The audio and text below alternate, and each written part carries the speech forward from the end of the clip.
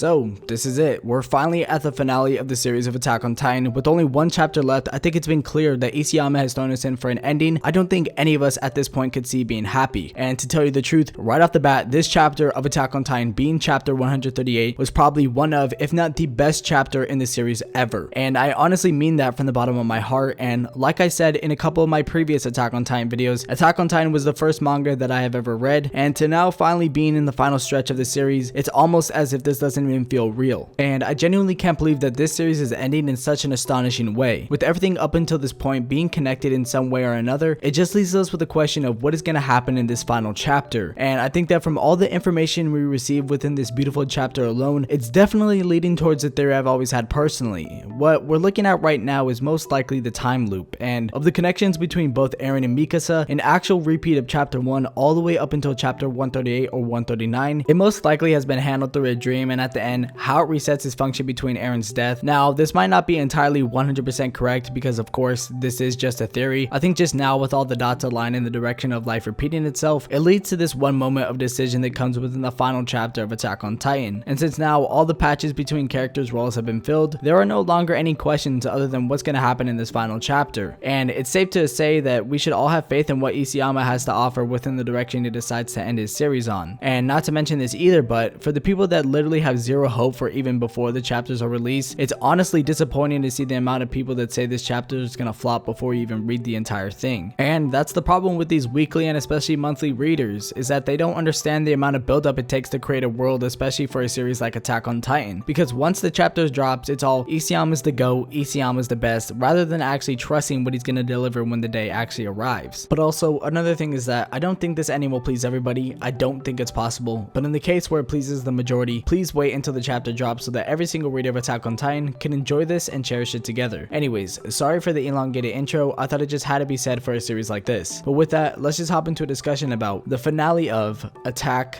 on Titan.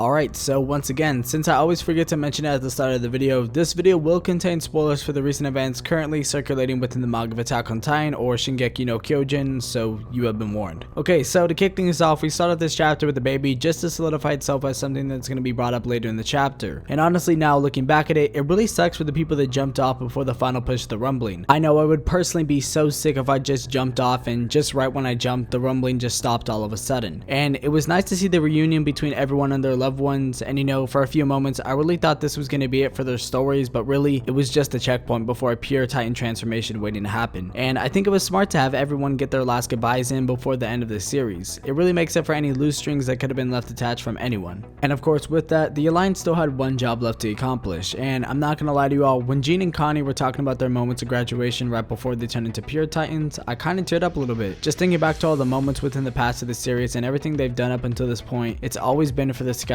and that's the honor they took once they joined the scout regiment. It was hard for me to see them go out like that, but man, was it badass. And to them leading between an army of the pures and the fight with the colossal Eren versus colossal Armin was something I've been waiting for so long. And it actually amazed me when we got to see pure Jean, Gabby, and even Connie, since he ended up the same way his mother did. Kind of ironic, but it was all for the sake of humanity, and honestly without that, it definitely wouldn't have hit as hard for this ending any other way. It was honestly a perfect way to fill in a gap for any end ties that needed to be filled for anyone's character. And to make it all the more better, we get to see Eren fighting the same anti-fighting position even in colossal Titan form while fighting Armin, while every single remaining fighter is trying their best to do whatever it takes to stop the shiny centipede from reaching Eren. And it just goes to show that even after everything with everyone passed through their limits, Mikasa, the one from the beginning of the series, the one to be sought out to be the most strong physically and mentally, going through the most struggle with the hardest decision of her life, at the will of all of her friends, doing the most that they can to save humanity. And she can barely fathom the thought of doing what she must do for the greater good. And at this point in the chapter, it really just all comes full circle, where now Mikasa is the one being woken up from Eren and having the longest dream and is the one crying, and it's just one of the most beautiful things you can appreciate from great writing from an amazing story like Attack on Titan. And even though since now the big question of just whose baby that was from the beginning of the chapter has finally been answered, and all that's left for now is for Mikasa to finish the job in full swing, at this point when Eren asked her to ditch the scarf after he dies, of course course, Mikasa, as stubborn as she is, isn't just gonna throw it away. No, that's too much for Mikasa's character, but instead puts it back on and charges straight into the mouth of Eren's Colossal Titan form to the greatest repeat of history ever, saying "See you later, Eren," and a kiss goodbye till next time, with Ymir watching with a sinister smile on her face goodbye. And with that, the conclusion of chapter 138, and now my thoughts on this upcoming and final chapter of Attack on Titan. So now initially, I want to start off by saying this: I honestly don't think there's a way in hell I'll find this last chapter to be dissatisfying. I think that everything that has been led up to this point in time has been answered, all the major questions have been fulfilled, and whether or not this ending is bittersweet or left up for interpretation is completely fine. And all the main questions in my book have been checked, and now all that's left is how the series will conclude its final chapter. And so I think now of all times is the perfect time to go back to what I said in my previous Attack on Titan video, basically just talking about my overall thoughts in the conclusion of chapter 137 and predictions for the ending of the series. So my overall predictions have not changed. I think I was pretty spot on in terms of what's to come for a general standpoint for this chapter alone. I honestly just couldn't see the series ending without the death of Eren Yeager, and that was pretty much the case. Now the thought that this could entirely be a dream is weird, because I'm not sure if I'm confident in that completely, or if time would just repeat itself at the end of the series. We know that everything came full circle with this last chapter, basically confirming the fact that Mikasa relived the same thing in chapter 1 episode 1. So will this come full swing again? In doing so, will Eren wake up under the tree next chapter, or will time choose to continue in the light of the rebuilding of humanity? All in all, I think whatever may choose to happen, everything will align perfectly with whatever direction Isayama sensei decides to take it in, and take into account everything that has happened up until this point right now. This might lead to potentially the best ending in manga history, at least in my opinion, but I guess we'll just have to let time decide and find out what's going to really happen within these final moments of the finale of Attack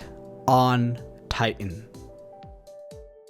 So to everyone who made it to the end of the video, I hope you all did enjoy the video. I honestly can't contain my excitement for what's to come within this final chapter of Attack on Titan, and it makes it all the more worse since we actually have to wait a whole month to find out the ending of the series. And on top of that, if you want to see a video on the final chapter of Attack on Titan on the channel, be sure to let me know down in the comment section below. But anyways, make sure before you click out the video to drop a comment on your thoughts on the video, and let me know your overall thoughts on the series of Attack on Titan altogether and how you think the series will end. Also, don't forget to subscribe to the channel and join the Discord if you have not already. We got the Discord up and running again, so join the Discord, link in the description box down below. And with that, everyone, my Twitter is @AnimeAugie, and I'll make sure to catch each and every single one of you guys in the next video.